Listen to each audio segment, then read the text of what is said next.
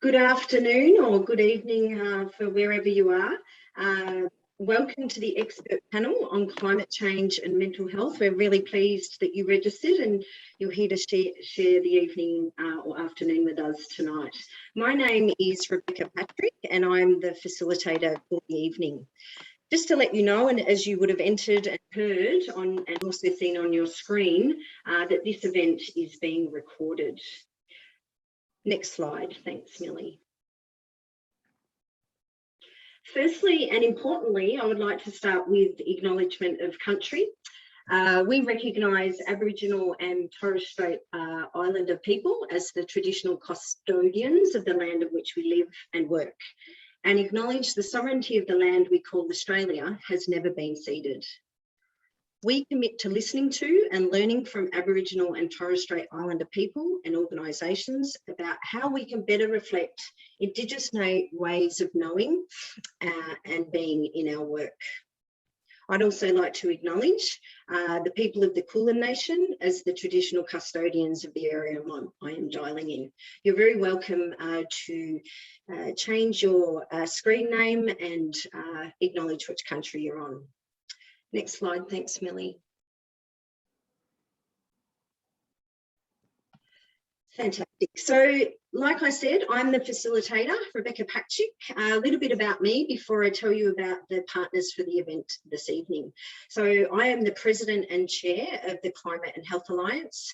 I'm also the Director of Deakin University's Sustainable Health Network here in Victoria, which is an interdisciplinary network of academics and partners and students working together to create evidence, solutions and education around the nexus of health and sustainability. Also, my role at Deakin University is I co-lead the Health Nature Sustainability Research Group, which is one of the tiles on this slide here.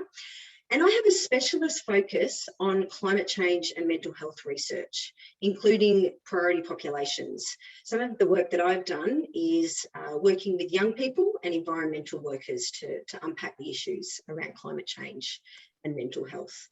The Climate and Health Alliance is the host this evening, but our very important event partners, some of which will be speaking on the panel this evening, the Australian Psychological Society, like I said, the Health Nature Sustainability Research Group, Psychology for a Safe Climate, Doctors for the Environment Australia, and also acknowledged on this slide is the Lord Mayor's Charitable Foundation, who in the Youth in Philanthropy program, who is supporting the project that sits behind this work. Thanks, Millie. This is a housekeeping slide, but before I talk about that aspect, let me just give you a sneak peek of what's in store for the next hour and a half.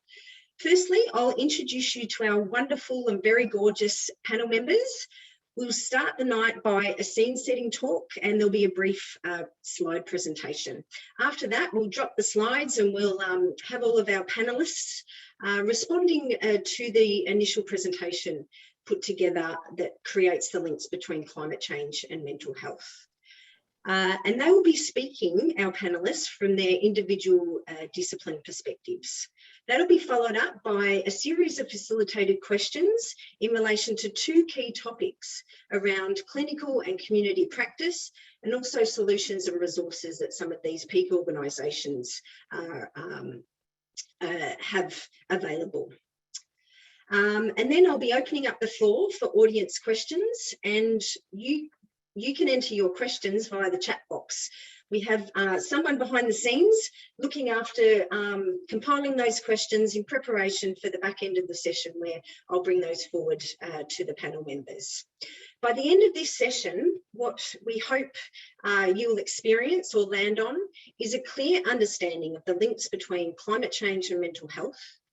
You'll have some inspiration from some of the practice examples that we share this evening. You'll have some new insights to solutions and resources, and a multidisciplinary viewpoint on the challenges and opportunities presented by climate change and mental health. So that's the agenda and what's on. Let's just touch base with some of the housekeeping issues, as you can see on this slide. we've all done a lot of Zoom, particularly in 2021, but let's just cover off some of the basics so we all can work together in a shared space. So I encourage you to update your Zoom name if you haven't already, to include your name, preferred pronouns and country you're on, such as what I've got spotlighted here. Please also feel free to introduce yourself in the chat box with a little bit more information about yourself and why you're interested in this conversation around climate change and mental health. And you can also use the chat box throughout the event to ask questions and engage with each other and the speakers. As per the normal protocol for a webinar type panel session, please keep your microphones on mute during the session. And where possible though, we would love you to keep your cameras on. We'd love to see the faces along the way. What else is happening? We've got it recorded and we will make this session available after the event. The event's also being live tweeted from @healthy_climate account. So we've got Remy, one of our wonderful CAHA staff members behind the scenes looking after all things social media. So if you'd like to join that conversation online, don't forget to use the hashtag climate health. What else have we got here? Finally, and importantly, a note on self-care and creating a safe and supportive conversation or environment online here. I'd like to acknowledge that our topic of discussion tonight may bring things up. The conversation around climate can be challenging at the best of times, and then we bring mental health into the mix as well. So please look after yourselves. If you need to switch off, take a pause, please do so. We shall also be providing resources and referrals, and I understand now that we're going to share some information about referrals and support, and we will continue to do that over the chat over the course of the evening. Just finally, on safe and respectful discussion, there may be differences in opinion, even robust discussion in the chat box or via the questions. Fantastic. However, we do anticipate respectful engagement and everyone helping to create a safe space to explore and raise these very important issues around climate change and mental health. That's it for the housekeeping and all the bits and bobs to get started. Was Cybele going to give us a sneak peek at the report, Millie, or should we do that a bit later? Not yet. That'll come up in the solutions section. Fabulous. Let's do that. Okay, now I have the great pleasure of introducing tonight's expert panel. First up, we have Dr. Cybele Day. Dr. Day is a child and adolescent psychiatrist, and she's been spotlighted there, so hello. Who works as a staff specialist at the Sydney Children's Hospital Network. She's a dual qualifications as a paediatrician and has worked as a doctor in child and adolescent psychiatry for over 20 years. She is the co-chair of the Mental Health Special Interest Group for Doctors for the Environment Australia and recently started the Climate Psychiatry New South Wales branch group with colleagues from the Royal Australian New Zealand College of Psychiatrists. Dr. Day is currently involved in research into the impact of heat on child and adolescent self-harm across New South Wales. Welcome and thank you, Cybele. We look forward to hearing from you soon. Thank you. Okay, I'll introduce all of the panellists before we get down to business and hear from them. Our second panellist is the wonderful Carol Ride, who is the founder of Psychology for Safe Climate, and he's also the acting executive director. So there's Carol, she's flashed up next to me. Give a wave, Carol. Fantastic. Hello, everyone. Hi. She is a psychologist, having worked in the field of couples therapy for many years before taking on this work over 10 years ago.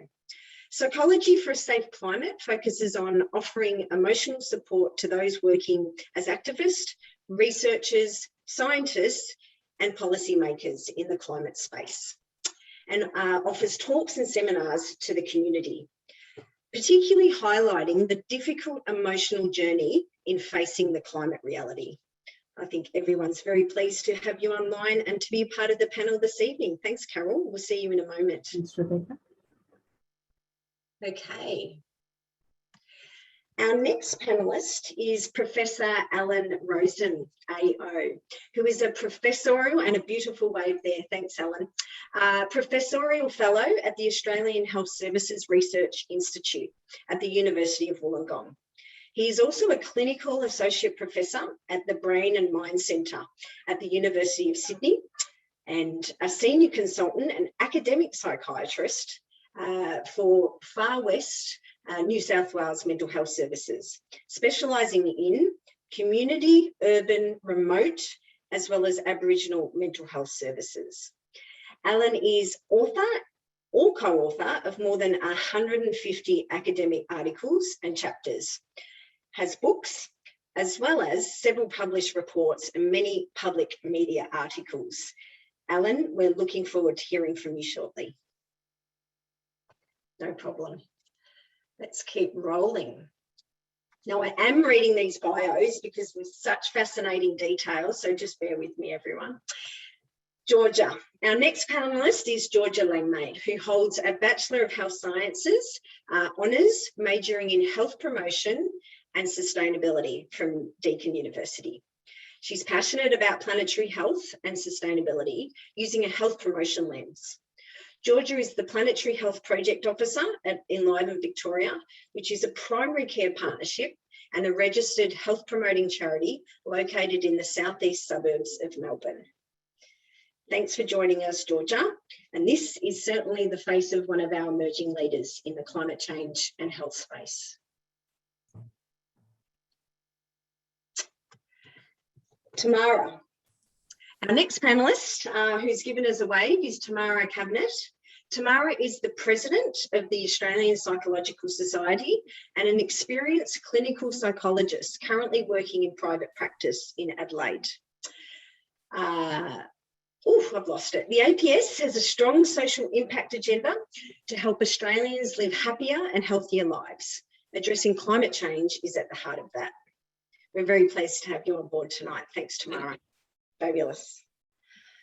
Okay, last but definitely not least, we are very fortunate to have the expertise of Fiona Charlson on the panel. So our final panellist is an Associate Professor, Fiona Charlson. Fiona is a Principal Research Fellow at the Queensland Centre of Mental Health Research and School of Public Health at the University in Queensland. What a wonderful place to live, Fiona. She works as the psychiatric epidemiologist and health services researcher and is at the leading edge of research into mental health impacts of climate change. Fiona leads UQ's social and emotional wellbeing in a changing climate transdisciplinary impact research network and is a part of the research working group of the Climate and Health Alliance. Fiona, don't go anywhere because we're going to pop you on to head us out onto the panel discussion. So I will pass over to Fiona to introduce the topic of climate change and mental health. Fiona is going to spend about 5 minutes walking us through some slides and getting us all in the mood and understanding the links between climate change and mental health. Over to you. Thanks, Fiona. Thanks, Rebecca. Great intro. It's a real pleasure to be here tonight to discuss such an important topic. It's been sort of living in the shadows, I think, for a little while, but people are really starting to sit up and take notice that our social and emotional well-being or mental health is really being significantly impacted by climate change. So back in 2018, we saw, and around that time, we saw some really interesting and really still very important discussion papers. The lead author was Helen Berry, and she really sort of started to think about mental health and climate change, many aspects of it, but particularly pointing out that this is a complex relationship. mental health is always a complex issue that is underpinned and impacted by many, many factors. But when you add climate change into the mix, it becomes even more impossibly complex network. And she's tried to sort of hypothetically map out what that might look like. And what she's quite successfully done there in a really nice, succinct way is get us to think that climate change is expected to impact mental health. We know that now from the evidence, which I'll show in the next slide, but via a range of direct and indirect pathways, and also some existential kind of threat aspects as well, which will get talked about, no doubt, by other panelists. So some of these direct pathways are the obvious ones, such as a bushfire sweeps through and a population is traumatised, or a cyclone or flood or whatever weather-related event that might be. Seems like a fairly linear process. In comparison, we have a number of indirect pathways which largely operate through a range of social, political and economic determinants of mental health. And some of these are poverty, unemployment, housing, and you can see a number of other ones in the figure. Fiona. Yes. Fiona, we can't see your slides. Oh, sorry. That's okay. Thank you for interrupting me. It wasn't me, it was our audience. They're fantastic. You've got a very... I knew you can't trust me with these things. All right, here we go. Thank you, audience. All right, so this is the slide I was referring to. Is it all good now? Yes, okay. So this is Helen Berry's attempt to hypothetically kind of map out a system in which the mental health impacts of climate change might kind of operate. And of course, there's many direct and indirect pathways that are taking place there. The key message being this is a very, very complex system. So what do we know? Helen Berry has done a beautiful job of discussion papers which have been very thought-provoking. And the next step is actually to build some evidence around this through research. So we set out as a starting point in a very new and emerging field, research field, to do a systematic review around looking at the mental health impacts of climate change. And we discovered many things. Firstly, that there's not much research done in the space. But what is clear is that weather-related events or climate change-related events are definitely having an impact on mental health. Some of the things that, environmental exposures that have been shown through research to have an impact on a range of mental health outcomes are temperature or heat, in particular humidity, which we may not think about, drought and rainfall, wildfire, bushfire, we all know about that in Australia, and floods, we also know about that in Australia.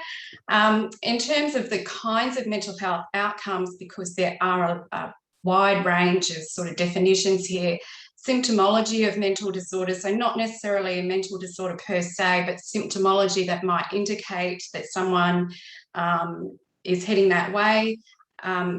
Such things as psychological distress measured by a bunch of different tools. Psychiatric hospitalisations have gone up, mortality among people with mental illness has gone up, and self-harm and suicide has also gone up.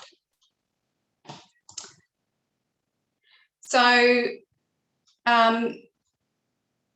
what we know about climate change more broadly, but particularly when we're talking about health impacts, is that it doesn't impact everyone to the same extent. So the literature has identified some vulnerable populations, and for sure this won't be a limited list.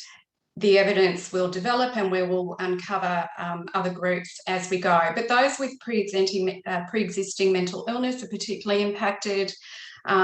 Examples of why that might be is people who are on antipsychotics, for example, have reduced ability to thermoregulate during heat waves.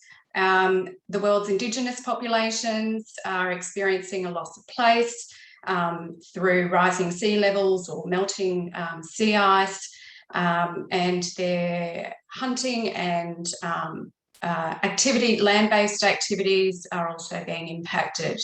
That's just a few examples of how they're being impacted. Low and middle income countries are being disproportionately affected, and of particular relevance here in Australia are our neighbouring small island developing states. You know, what comes to mind immediately is inundation, as you can see in the picture there. And another group is young people, and I know that I'm not going to spend much time on that because I know that other panellists are going to do so. So I presented what we do know, but the fact is that there is a lot more that we don't know. So to date, more than 80% of research in this field explores the mental health impacts of climate change. They're trying to work out what is actually, and by how much is our mental health being impacted by climate change. But actually, we really have a poor understanding of which factors increase our vulnerability and or our resilience to the mental health impacts of climate change. Very little research related to interventions or policies designed to safeguard us. So importantly, research will assist decision makers to develop robust evidence-based mitigation and adaptation plans. And in summary, tackling climate change could actually be the most significant opportunity to shape our mental health for centuries to come because of the health co-benefits of transitioning to more sustainable ways of living. Thank you. I hope I was in the time limit. Perfect, Fiona. Thank you very much. No easy task to try to paint the picture of this link in a very short period of time that we've given you, Fiona. So you've given us the science and the best available evidence.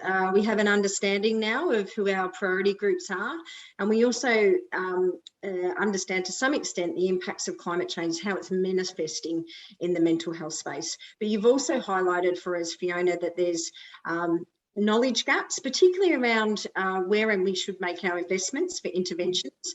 And I suppose what we're now going to hear from the panel is some of the case studies of clinical and community practice. So some of the anecdotal lived experience as well. So thanks for kicking us off, and let's move into the panel space. So let's welcome our panellists back.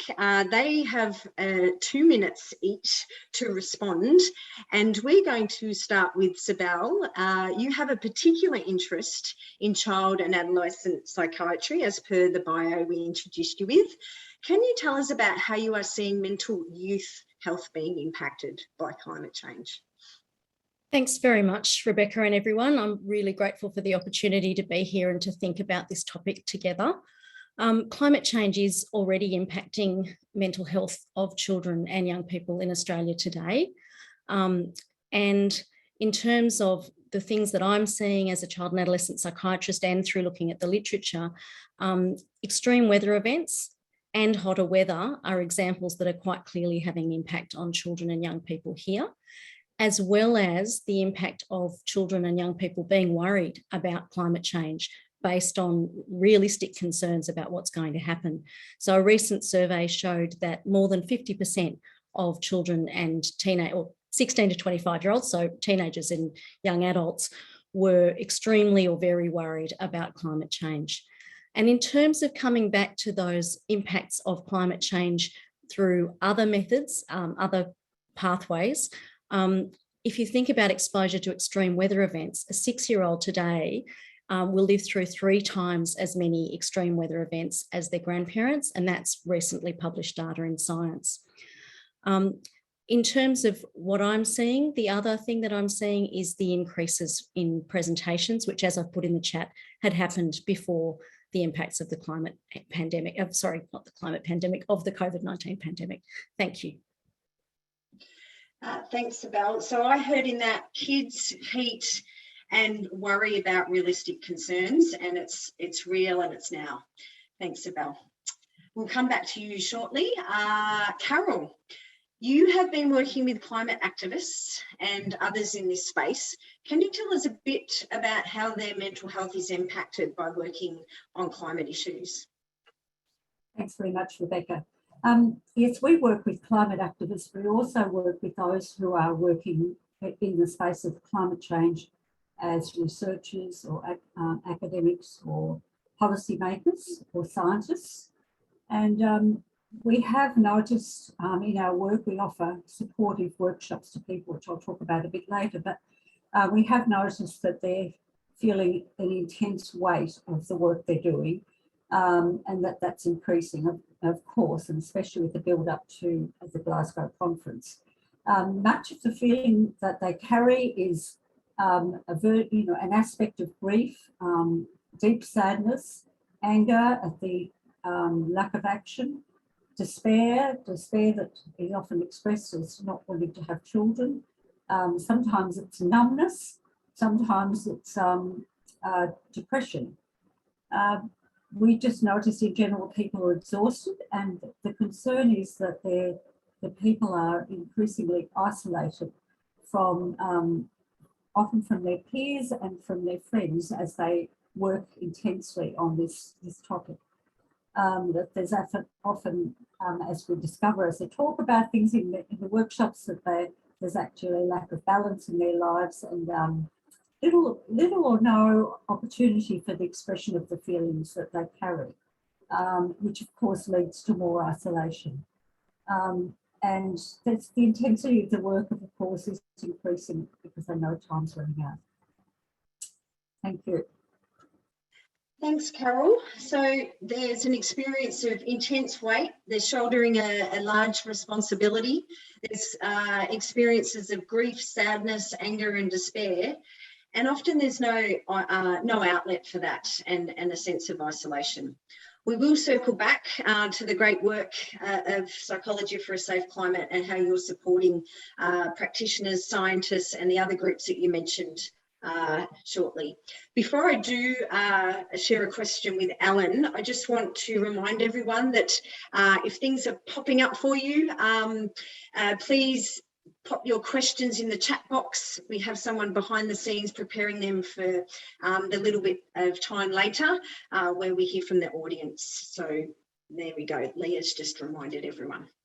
Alan, you've worked with populations who are particularly vulnerable to the mental health impacts of climate change. Can you tell us who these populations are and what factors are contributing to this vulnerability? I can, but I'm in absolute awe about how people can be that concise. So excuse me if I ramble a little. But look, the main issues here about high priority populations, and I think we're using that preferably to talking about just vulnerable people because we're looking at a strengths rather than a deficit-oriented language. So let's see if we can stick with that, although we know that there are risks as well as strengths that we should be considering. But the people who are most likely to be affected first and worst with climate change events are going to be those with social determinants gaps. So people who live in abject poverty, so they have no choice about where they live, where you might have to live on a floodplain, where close to sea rise, fire grounds, excessive temperatures, poor quality food or scarce food, and running out of water supply. If you live in unstable housing, if you are unemployed or a casual worker with a job that is fragile or like a concertina in terms of the shifts you get, if you're in any community who is likely to be marginalised or alienated, like young people, elderly, disabled, including those with serious and persistent mental illness, and those who are traumatised, Indigenous, and people who are in prison. So Indigenous and in prison too often go together. Asylum seekers and refugees. So, but if you are already living with a severe and complex mental illness, then and you have homelessness or crowded housing, and you find these extremes in both urban and in the most remote settings, then you may have what I've termed a quintuple whammy. And people have heard of about a double whammy, but this is a quintuple one. And I can count to 5 because I've had a quintuple bypass, so I know how to count to 5. So first part of that is having a severe and persistent mental illness. Secondly, if you have an alcohol and drug addiction disorder. Thirdly, if you have physical illness and disability, like a diabetes or a cardiovascular disorder, which can be worsened by some of the medications you might have to take.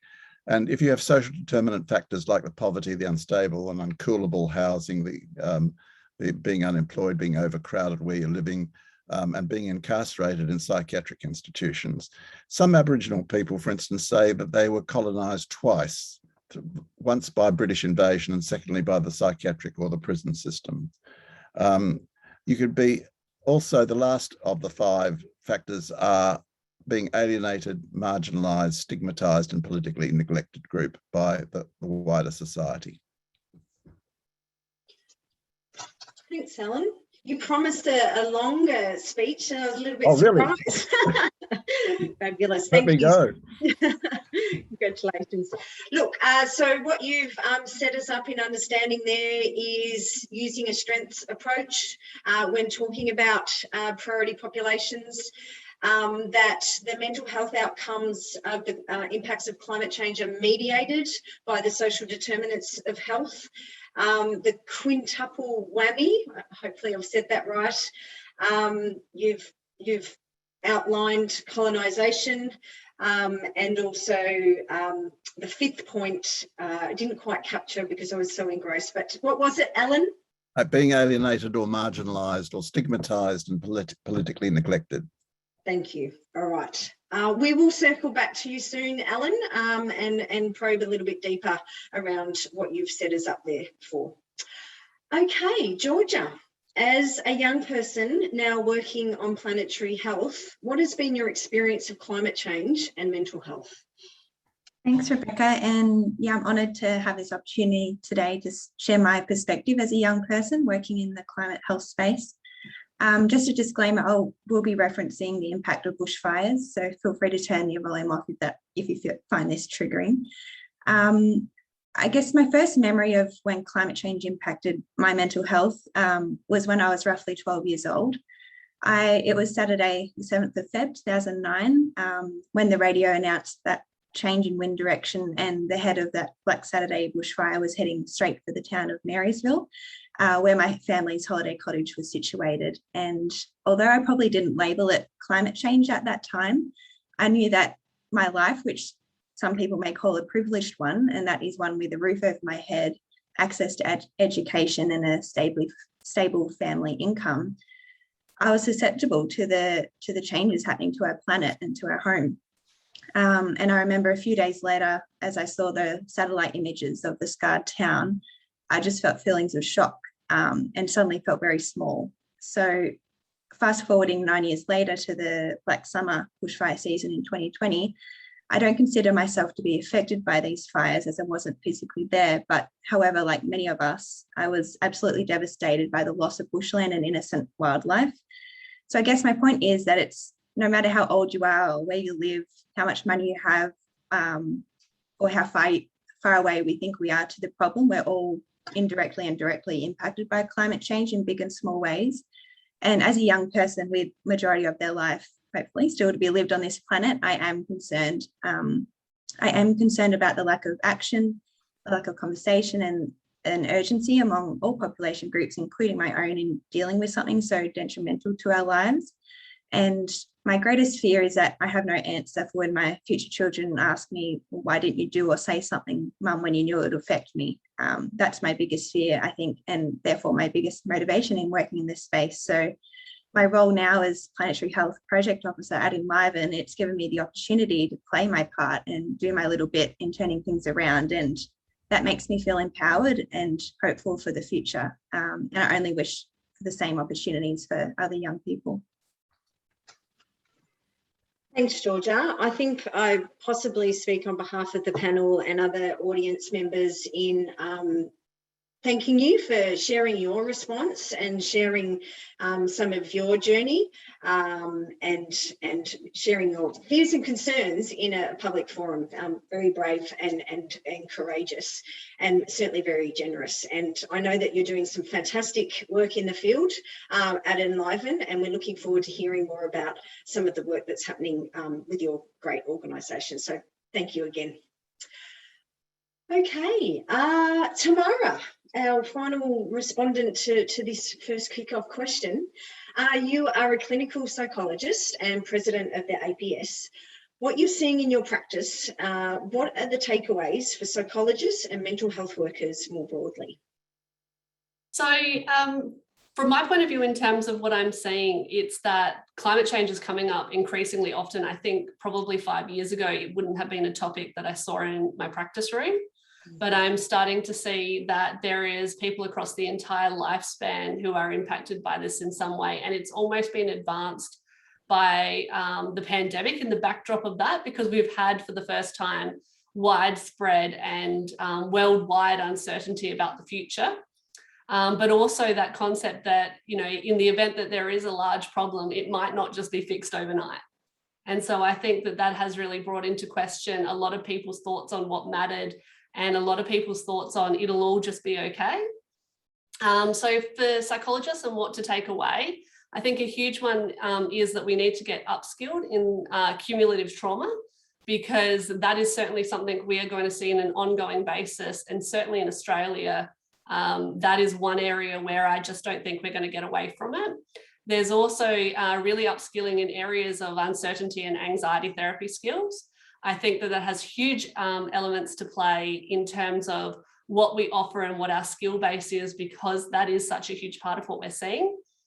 And then I also think there's a huge advocacy role for psychologists. So very few people actually recognise that the science of psychology is actually pivotal in large-scale behaviour change and in public health messaging. So we often think just of the therapist in a room, but it is much broader than that when we're talking about wide-scale change. So, yeah. We've had a quick question I can see, Tamara. What is cumulative trauma to support our audience in understanding? Yeah, so cumulative trauma is those repeated major significant events in a person's life. And I think, you know, if we just did the last couple of years, we came out of bushfire, well, out of drought into bushfires, out of bushfires into a worldwide pandemic, then into lockdowns, then hopefully out of lockdowns. So if you actually look at what those repeated massive and significant changes to a lot of people, it is literally cumulatively traumatic. So it's about, as psychologists and mental health workers, how we actually work with the fact that these are now starting to be ongoing traumas, and climate change is a huge part of that.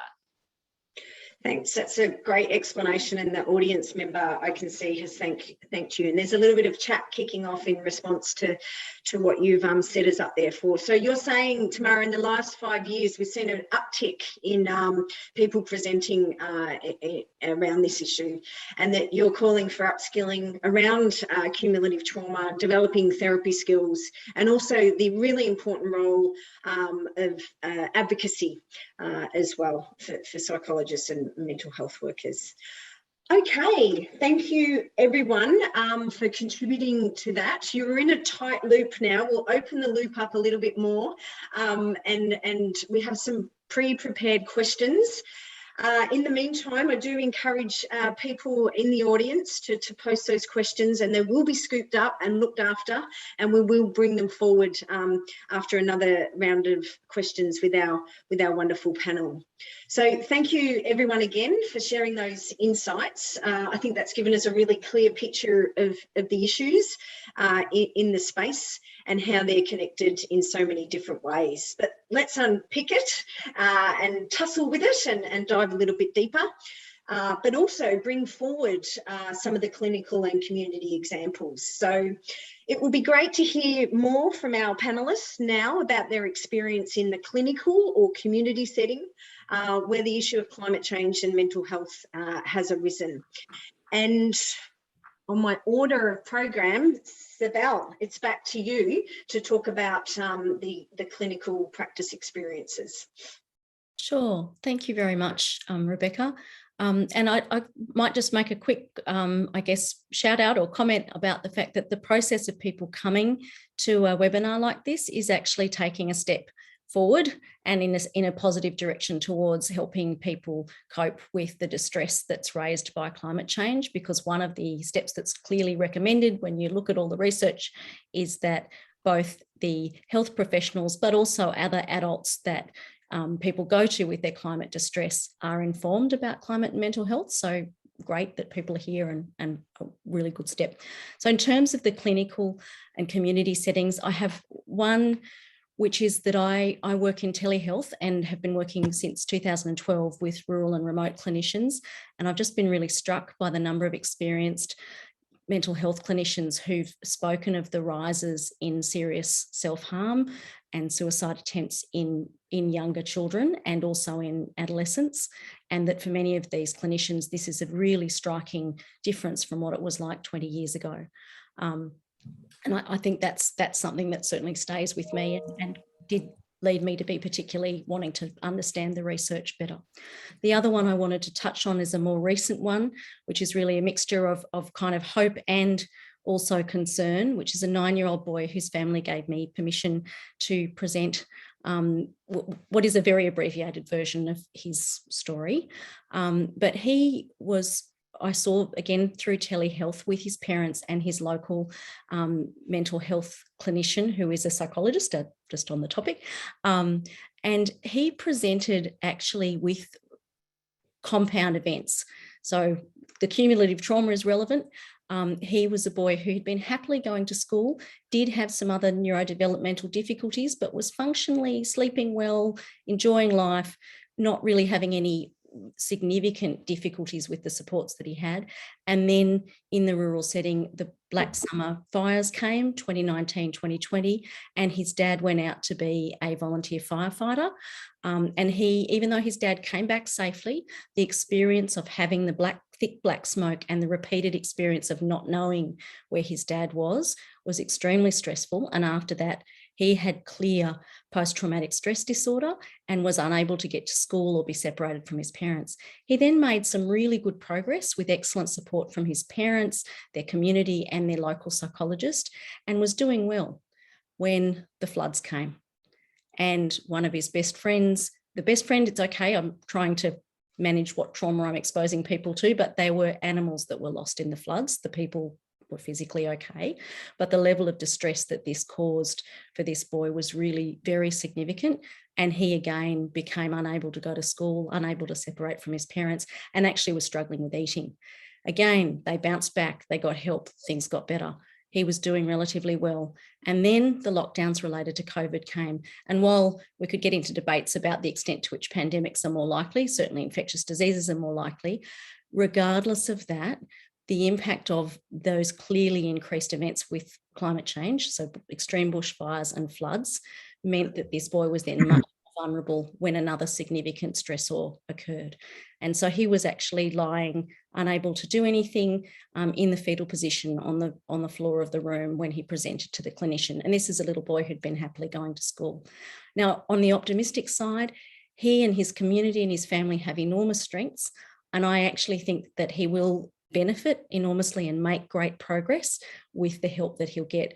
But what he's been through and the vulnerability that leaves him and his family with is really significant and something that I think it's really important that we're here talking about tonight. So thank you. And I'm sorry I've gone a bit over time. No, thanks for sharing that, and to the parents who are willing to pass that on as a clinical example. Let's just take a breath. And thanks for sharing that. And I note in the chat box that Leah has again shared some of the support resources. Over to Carol to talk about some of the clinical and community practice examples. Thanks very much. I just want to raise an example of burnout, which is an issue that we've come across in our work, where people who are particularly working on the climate crisis and contributing enormously to the action that's an activity that's needed to press for what's needed. But they are at risk of suffering burnout. If you think about somebody riding a bike without the tyres pumped up, how much effort goes into sort of keeping that bike moving without the air in the tyres. And that's an analogy for thinking about what it's like to keep on working in this space and contributing so much to something so important when there's actually there's no background reserves of energy. Another example is a way of thinking about it is thinking about a car with the accelerator pressed as well as the brake. And that burns out the engine. And for people, it's about them pressing themselves, trying to accelerate, do more and more, while at the same time they're accused about slowing down that are being ignored. And look, this is a really serious problem. It takes a very long time to recover from.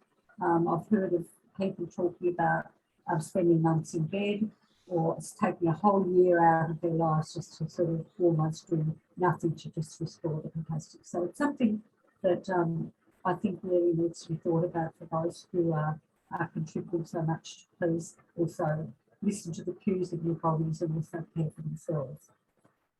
The other aspect, if you think about it in a clinical sense, is to think about the stress that is caused in relationships around COVID, and that we can think about that sort of tension occurring around, the tension about vaccination that can cause tensions in friendships, tensions in couple relationships, tensions in families, and similarly climate change can have that sort of tension impact on people in their lives. And so it's very similar and does need quite a lot of support to help people deal with it in a constructive way. Carol, for commenting or drawing the picture of burnout that some of our colleagues are experiencing, and the cascading impact for their lives as they dedicate themselves to addressing climate change impacts. So thanks, Carol. We will circle back to you again soon to hear about some of the work that Psychology for a Safe Climate is doing to support workers. Alan, over to you to tell us a little bit more about perhaps the community setting. Well, the community I'd like to address is the small communities with Aboriginal majorities in the far west of New South Wales, which I've known well over the last 35 years, even while I was heading the service in Royal North Shore Hospital in Sydney. So, which I did also for 30 years. So, and so I've stayed involved with this, with these communities, but the worrying thing is that, and again, I put this in a strength rather than a deficit frame, that so much was achieved by Aboriginal communities in the first 16 months of this pandemic, in terms of there being no deaths, hardly anyone in ICU. And now already with this Delta outbreak, there have been at least 3 deaths in Western New South Wales, and we don't know how many there are to come in the far west, with the consequences of having towns like Wilcannia being having the highest rate of COVID positive testing in the population anywhere in Australia. And there's a large but only recent effort that has gone into that town. So what actually happens in towns like this? Well, why they are, in a sense, their communities become sitting ducks for any climate-related crisis, partly because, first of all, and going on from what Tamara said about cumulative crises, they're also sometimes called compound crises and domino crises. And what we've had there, there's a sequence of prolonged drought. You saw this in all the issues that arose around the Murray-Darling system and the the loss of water, the loss of fish, the loss of hunting because of the drought. These droughts were 10 years at a time, and then a short respite, and then it started again, and we had another 9 or 10 years. So then there was the drought, the extreme fires, the particulate matter ingesting and choking smoke and floods. That comes back to what Cybele was saying, and then now the pandemic. And it seems like biblical plagues, complete with locusts and mice now. But this is this sort of pattern where you don't have time to recoil before you're knocked over again, is really very traumatizing and resensitizing to the trauma you've already had, as Fiona was saying.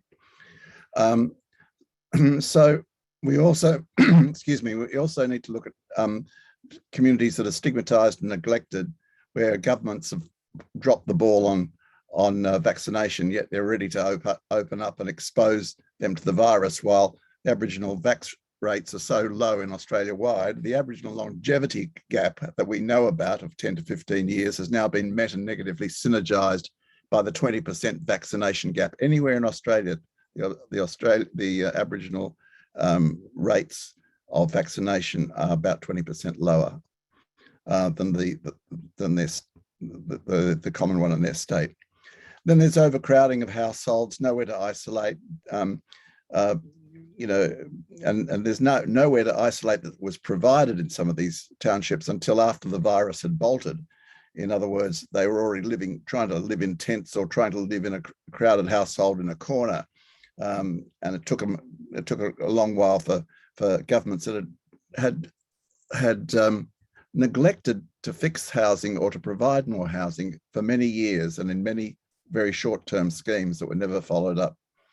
And running out of fresh water and fresh protein, there's hardly, and the food is very expensive and it's not fresh.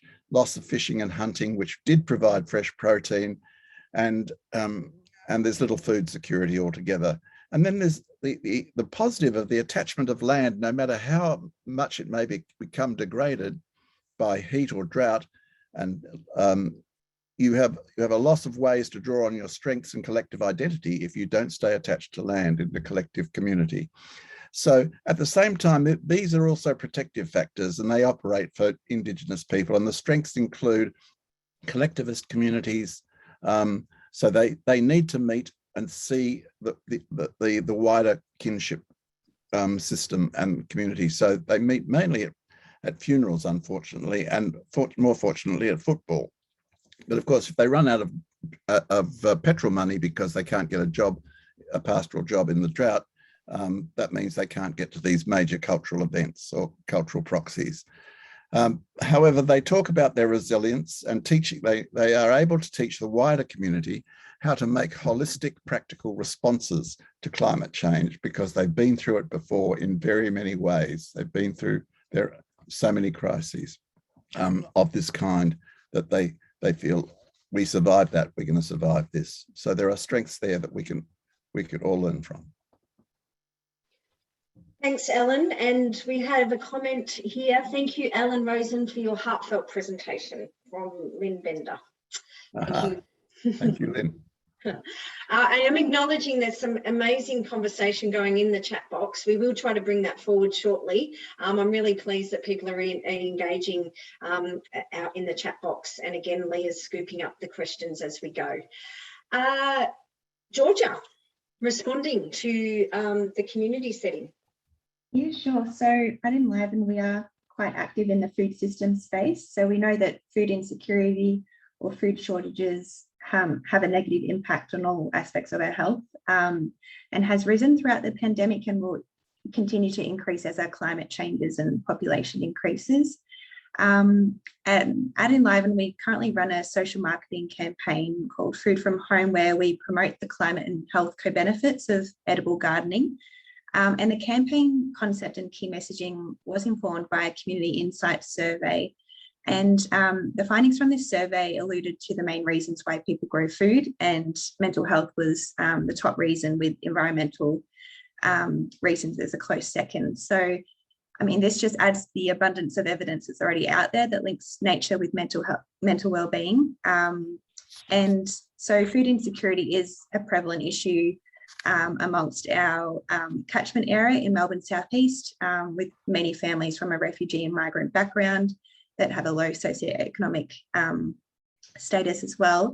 However, we found that when these people, this population, do have access to the space and resources to grow their own food, then this becomes a mental health promoting activity.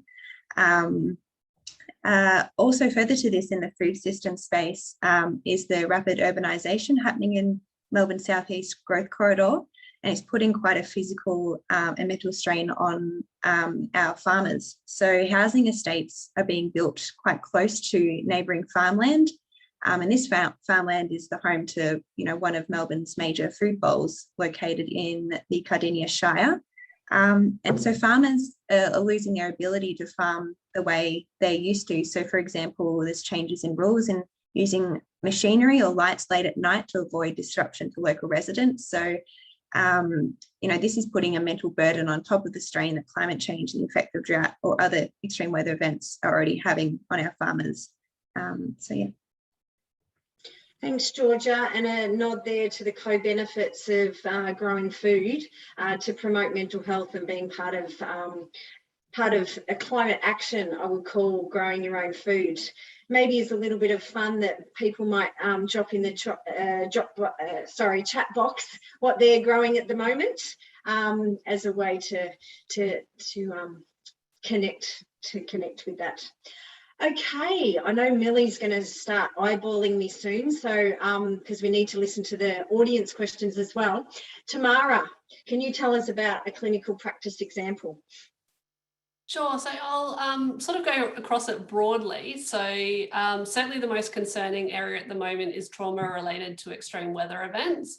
So I've had lots of people that have presented from being on the front line in the bushfires or family affected by them, including people who are struggling to leave their house because they're concerned that a fire might happen and they won't be there to protect themselves or their families. In terms of droughts, I've seen men who've spent their entire lives working on their family farm only to enter their retirement with no money, in debt, because the drought has taken much of what they had planned for their future. I've seen a broad array of people presenting with anxiety around climate change. So people considering whether or not they want to do parenthood as a result of what it might mean to bring a child into the world. Anxiety around how to talk to their children about what happened in terms of major weather events or climate change when questions come up. I've seen adolescents who are angry over what previous generations have done and how they will be the ones that will be impacted by the choices of someone else.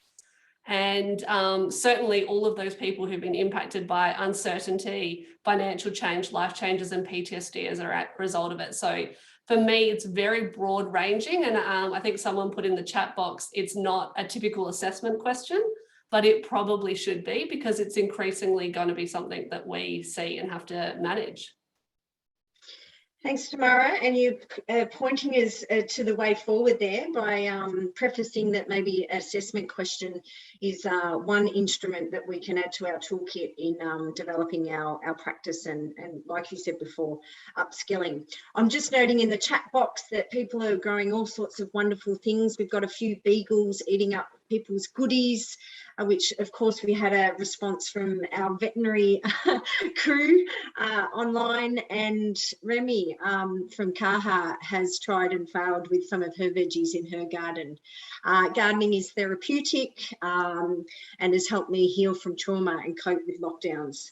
But snails are causing a lot of stress, munching up the flowers. Yes, we hear you. Keep playing in that space. Hopefully it gives you a little bit of relief to some of the conversation here, that and we know that going to those happy places as well, such as our gardens, can support us. Fiona, a right of reply before we swap out to the solutions and the hope and coping type questions. Yeah, thanks, Rebecca. So I've heard some really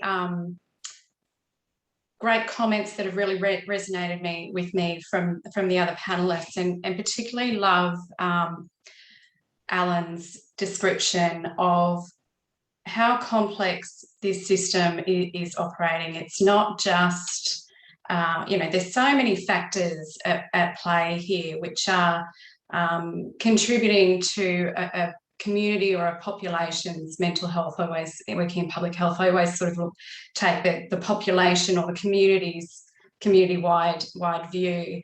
And I just wanted to give an example very quickly. I know you don't want me to ramble, but we're doing some work out in Stanthorpe in Queensland. It's about 3 hours west of Brisbane for those people who are not from Queensland.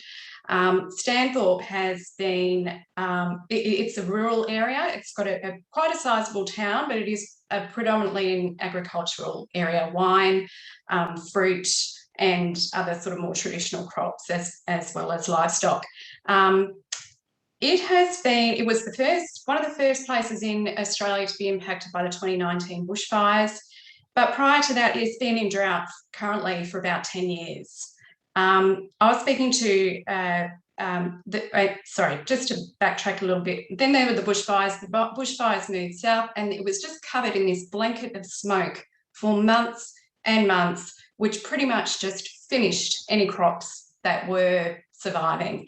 So it also, in that area nearby, has had floods. It's just been absolutely decimated, and that town is under enormous stress. But the stakeholders that we're talking to out there, that we're consulting with, we're talking to people who are farmers, we're talking to people who are from schools, we're talking to council and the whole spectrum, and what they are telling us is a very complex story of how people are being impacted by mental health. So every time one of these events comes through, it doesn't just cause trauma, which is clear to an individual. It degrades the social fabric of a community, economically, politically, socially, on many, environmentally, obviously. Everything is kind of razed to the ground, and they have to rebuild.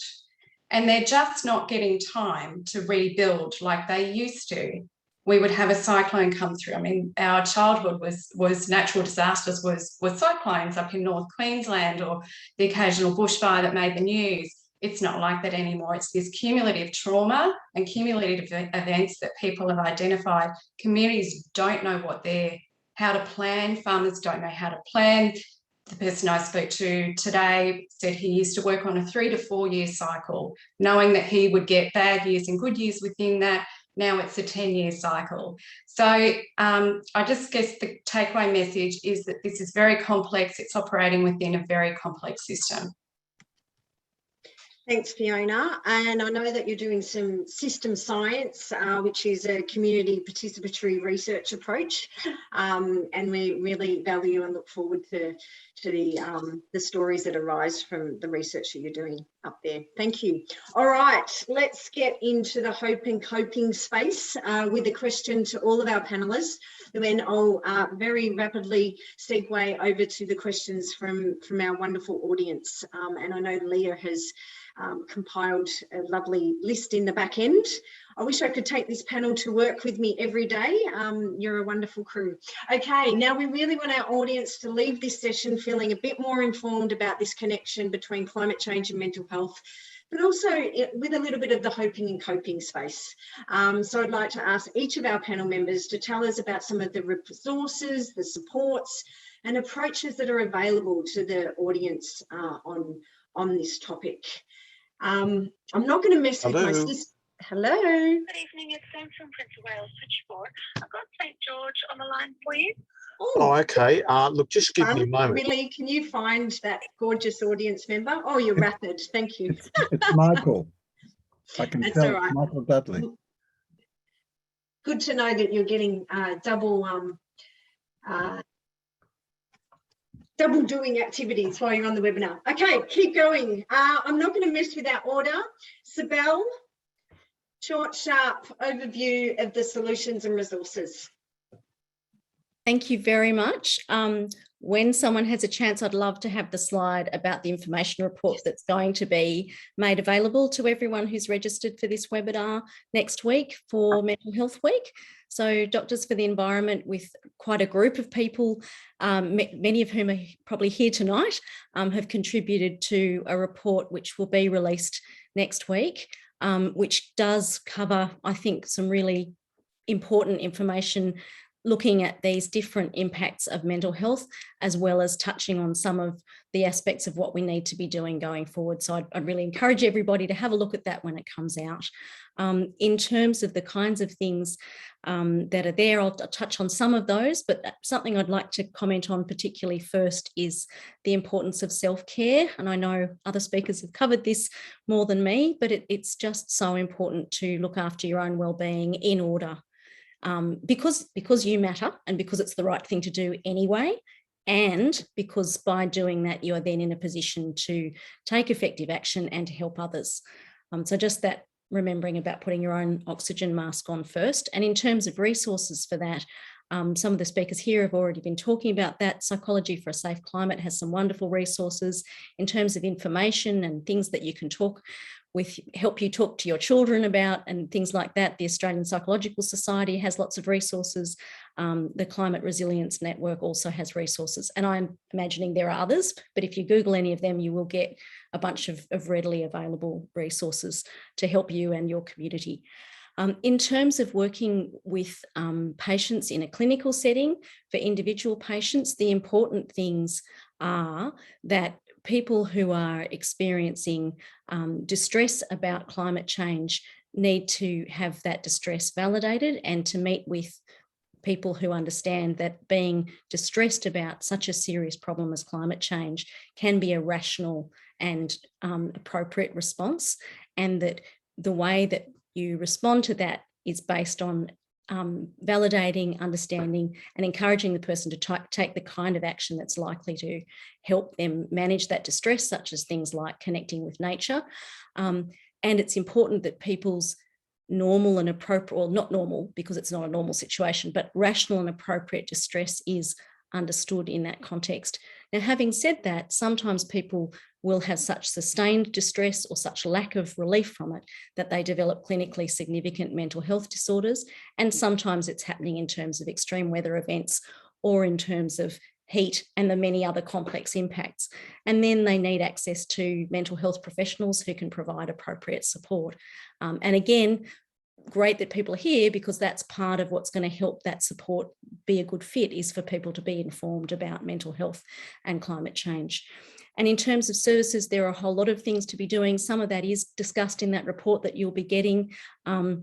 But we do need to be planning for these increases in temperature, the associated increases in people having significant mental health distress, including suicidal behaviour, and actually also the consequences of interpersonal violence, which do increase with increasing hot weather and humidity. And the other part that I just want to mention, and then I will go, is just that actually speaking up as a community member or as a health professional is really important. And certainly as a health professional, part of your responsibility is to speak up where there's a serious threat to health. And I think that that's part of probably why some of us are here tonight. And one of the things that we know is that one of the sources of distress for people, particularly young people, is seeing that there's not proportionate, sufficient action being taken by governments over a long period of time. So actually seeing leaders and seeing professionals stepping up and calling for that action is likely to be a step in the right direction of relieving some of that distress, as well as what we need to be calling for to reduce the harms going forward from climate change through legislation. Thank you. Sorry. Thanks, Cybele. You've a very compelling response to that question and gave us a really broad brush. Rational and appropriate response, I've double underlined here, and proportional, and a proportional response is required, which we don't quite have from the government at this point in time. Look, we're sneaking on the clock. Presenters, keep that in mind, because we do really want to respond to the audience questions as well. Fiona, can you share some very quick examples of interventions to mitigate the mental health impacts of climate change? Oh, those who know me, I haven't disappointed again with a technical failure. Be yourself, Fiona. It's wonderful. I am. That's what I live by. Interventions. So I'm a public health researcher. So when I sort of look at community-based, population-based interventions, I think there's lots of people on the call today who can kind of talk to the more individual clinical type interventions. To be honest, there's not a lot that we know about community-based interventions to deal with the mental health impacts of climate change. There's lots been tried.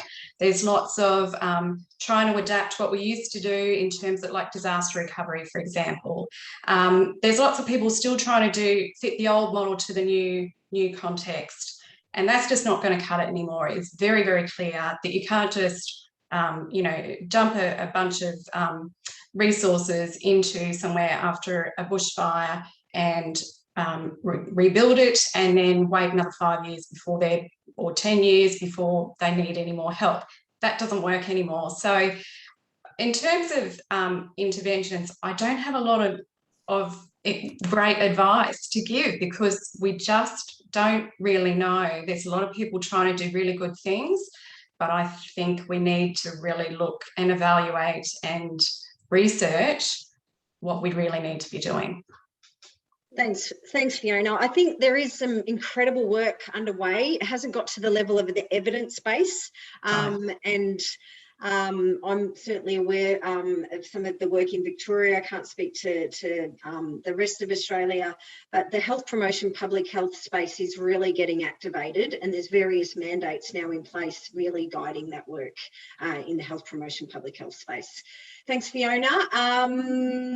Alan, what approaches should we take to assist communities,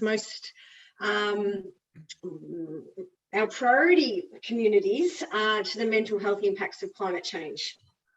Well, I think we need to set an optimal balance between public health and mental health prevention, early intervention, clinical mitigation and amelioration, and the wider things that both Fiona and others and I have been talking about. And that is, as clinicians, we should not stop there because of our toilet training and maintaining our narrow clinical gaze and focus and coming up with clinical diagnoses and solutions. It's just like having for he who has a hammer, everything is a nail. It's not like that.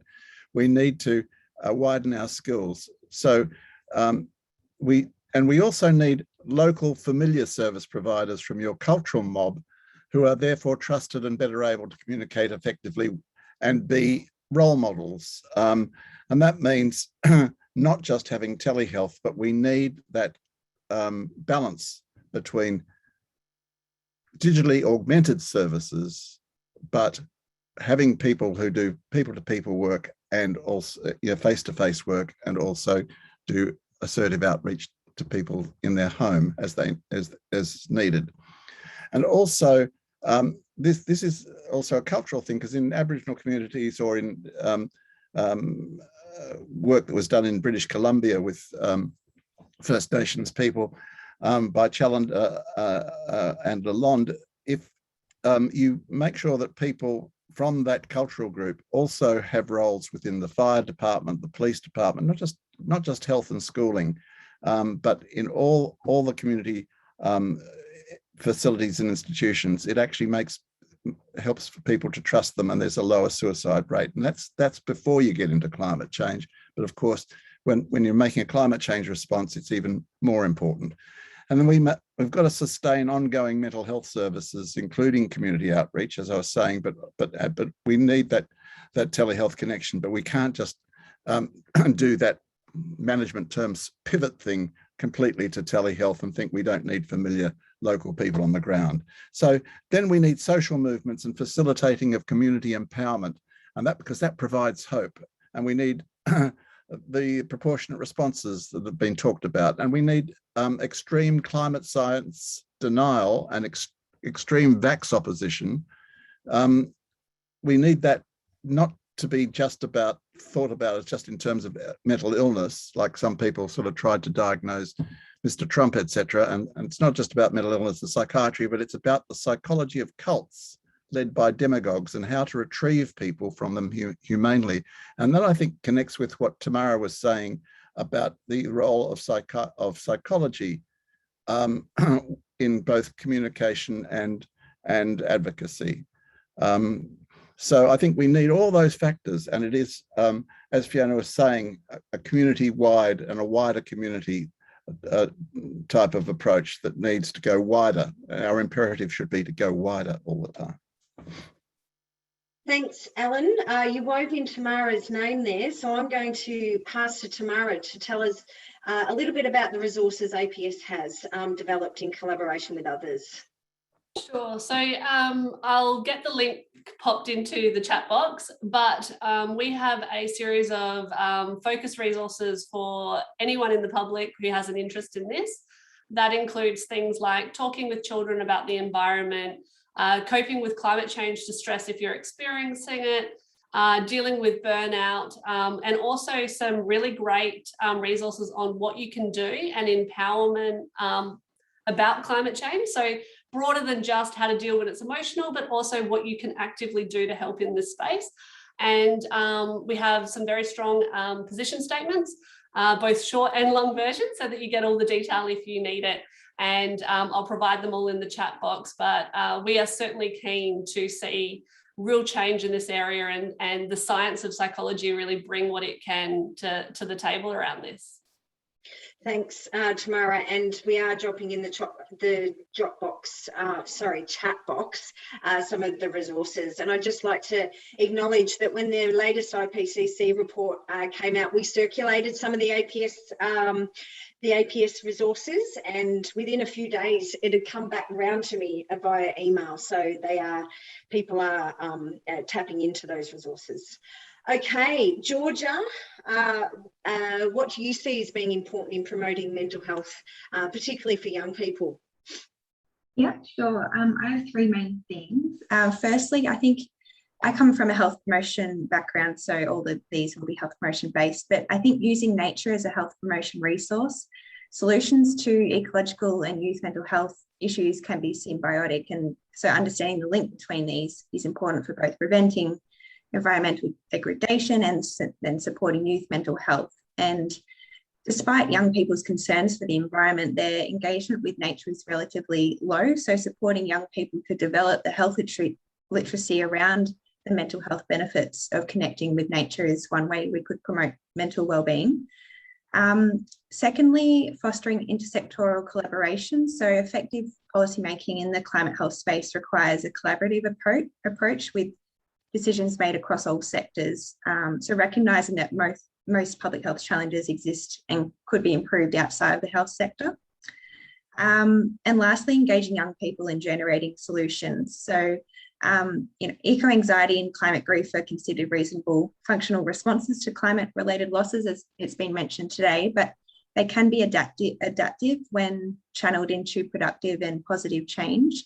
So strengthening and supporting young people's activism in the community may be an important approach to supporting their mental health and providing them with a sense of community and generating hope, whilst also maintaining pressure for action to mitigate climate change. I believe the knowledge, the lived experience and advocacy efforts of young people should not be seen as just a symbol of hope, but instead they should be included in the co-design process of policy and interventions and be respected as valuable contributors in generating long-term sustainable climate solutions, as well as it being an opportunity to support youth mental health at the same time. Thanks, Georgia. Nature, collaboration and supporting to bring forward the voices of young people is absolutely critical. I appreciate that. And Fiona Armstrong has rightly pointed out that it's mental health next week. On the weekend is World Mental Health Day, and this session is all a part of giving a nod to Mental Health Week. Carol, I haven't forgotten you. Can you tell us about some of the work PSC, I think we can get down to abbreviations, is doing to support people working on climate change? And then audience, we're going to pick up your questions and hear them. Thanks very much, Rebecca. We run workshops for people who are working as activists or scientists or researchers in the climate space. And We do that to address some of the issues I raised before about giving people a space to express the feelings that they carry and that they carry on behalf of all of us when they're working in this space day after day after day. And we really feel that the workshop gives a chance to be heard, to hear others, and to know that they're not alone, and that that they can then form connections with each other as they work from the same group working together, that they can have an ongoing connection with each other to talk about how they're feeling, to watch out for each other. We also include in those workshops some work on self-care and the importance of reflecting on the need to care for themselves, and giving some practices in care for themselves. And we find that people express the benefit of just stopping as a group, especially who know each other from working together, or people who are drawn from diverse groups around the community, and that they feel the benefit of knowing that others feel as they do, and that they have ongoing connections with others. And of course, we also remind people in those workshops and practice having little breakouts to connect with nature and see how healing nature can be in just even a very short connection. We also run talks and interactive seminars. And for those mental health practitioners who are out there who may want to connect more deeply with this work so that they can respond to their clients or individuals, either individuals or groups that come to them, we're setting up a climate aware practitioners network and offering support to people to connect with the impact of climate change on themselves so that they're able to respond to those that come to them for care, whether it's as individuals or whether they're able to offer group support in their communities. So please have a look on our website for the Climate Aware Practitioners Network to hear about our professional development opportunities. I'll put the website into the chat. Thanks very much. Thanks, Carol. And I think I've seen on the chat that people have mentioned participation in one of your workshops along the way. I've certainly participated, and they come highly recommended. And looking forward to the Climate Aware Practitioner Network and the possibility of engaging in that. Before we switch over questions, I just want to highlight some of the work that the Climate and Health Alliance is doing at this nexus around climate and change and mental health.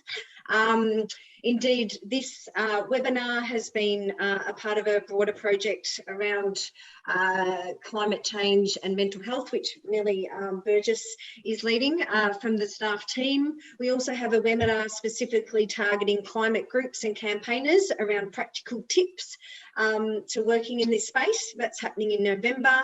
And then we're collating digital resources and communication materials, and Millie will drop in the follow-up email and the chat box, any more information about that. And importantly, our national framework on climate change, health and wellbeing, our 2.0, it's recently been out for consultation across our alliance. Mental health is featured across many of our strategy areas. So to see that much more clearly prefaced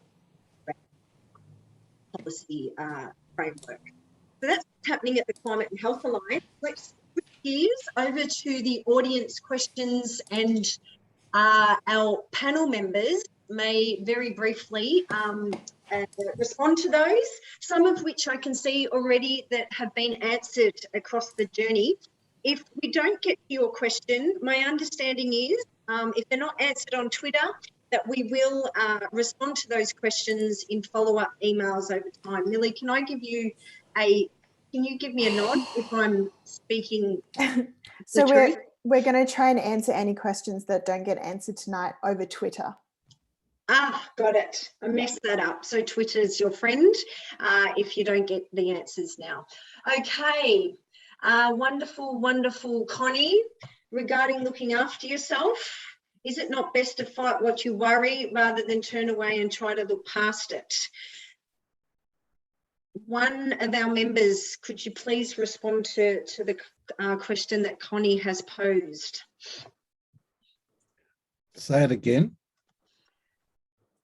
Regarding looking after yourself, Alan, Is it not best to fight what you worry rather than turn away and try to look past it?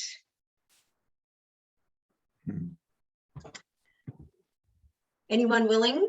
We can circle back. I feel like that's a Carol or a Cybele. Yeah. Well placed. No. Cybele and then Carol. Thank you, Connie, for such a wonderful question. I think just looking in terms of the evidence, actually being able to take care of yourself whilst being aware of what's going on is actually associated with the best outcomes. And actually things like time in nature and being able to take values-based action improve people's outcomes. I would like to hand to Carol because I feel like she's got more expertise to answer this. Thanks, Bill. If I just add to that, I think it's really important for people to join with other people and together talk about their feelings, and that's really critical to dealing with the issue and allowing space for people to feel deep grief, to feel that they want to have time away from being an activist, if that's what they need. But also it's really important that people have others around them that they can speak with openly and honestly. It's of critical importance. And then collectively, those people might do something together, which of course is a great follow-on. Thank you, Connie, for raising that, and thank you to Cybele and Carol for responding. John has posed a question, and I think it's one for Alan. The outlet I have benefited from is restoring and enlarging Indigenous habitats such as urban forest. It is great for the other Indigenous species and cooling canopy. It is mentally and emotionally soothing, good exercise and socially inclusive. Could a panel member please comment in response to that? Thanks, Alan. Well, I agree, of course. I also think that this is one of the sets of wisdom and traditional skills that can be conveyed to a much wider population and who could benefit from it both emotionally and practically. So thank you. Thanks, Alan.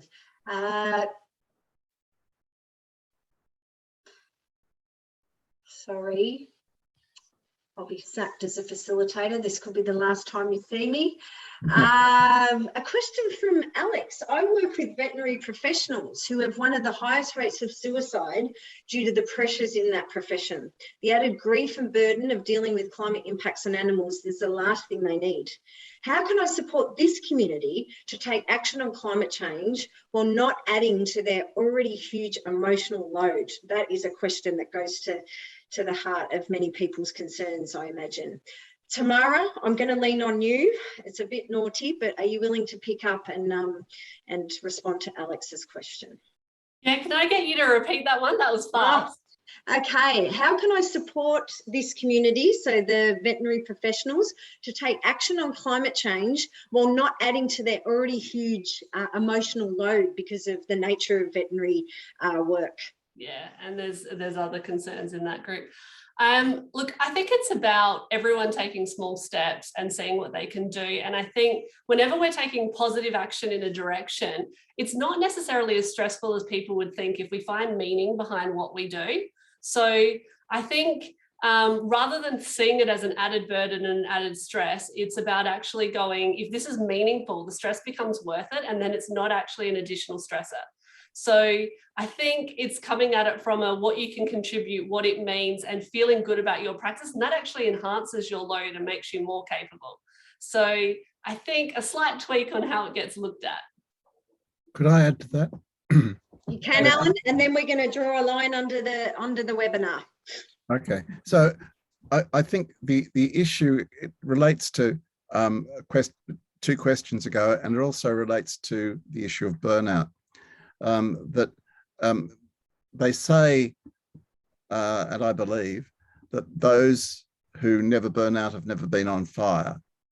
And while I don't want to use that analogy for climate change activists, I think it comes back to what Tamara was saying about purpose too, but you do need a rest from it, and you need to redefine burnout, not as a clinical syndrome, which some people are trying to turn it into for treatment, but as a signal, and to start thinking that you could redefine it as coming to your senses, and that we often need to monitor that and need to take breaks and do something sustaining and recuperative before it gets too bad and becomes a clinical syndrome. So I think burnout has got a bad reputation, but we ought to think about it being restorative in a way if you catch it early, so that we should burn out perhaps early and often. Alan, you've turned it on its head. You've left us on a cliffhanger. But thanks for the audience questions. Apologies, Greta, Sue, Pam, some other wonderful questions there that I wasn't able to get to, but Twitter will support you. I just want to give a nod to some of the suggestions coming through. Fabulous episode of The American Life. Psychology for Safe Climate workshops are really helpful. And John Wiseman's new book, Hope and Courage in the Climate Crisis, is a lovely exploration and lots of wisdom in there. Thank you, thank you, thank you to the audience for posing those questions and the wonderful chat that I can see has occurred. In conclusion, where we've been, we've talked about the science and the evidence. We've heard about the clinical practitioner and community lived experiences. We've uncovered resources and support options. And we've certainly embraced this as a health issue that's real urgent. Well, I'm going to say it's urgent and now. I want to say a huge thank you to these gorgeous panelists that I'm hoping that are going to come to work with me tomorrow, because I want to keep you, that are here tonight and have offered their generous insights and professional expertise to shine a light on these key issues. I'd like to again thank the audience for your participation and engagement in the discussion. Of course, CAHA's partners, again, DEA, PSC, APS, Health Nature Sustainability Research Group, and a big shout out to the wonderful Millie Burgess and also Remy that's been doing our social media business for making this forum happen. Give us a wave, Millie, please give us a wave and a big smile. And finally, thank you to Lord Mayor's Charitable Foundation for supporting this important work, a highly valued supporter at CAHA. We will be sending around an email tomorrow to all RSVPs with the recording of the event and the links to the resources discussed tonight. Get your contact with nature, big warm hug down the line, and thank you very much for your participation. Bye for now.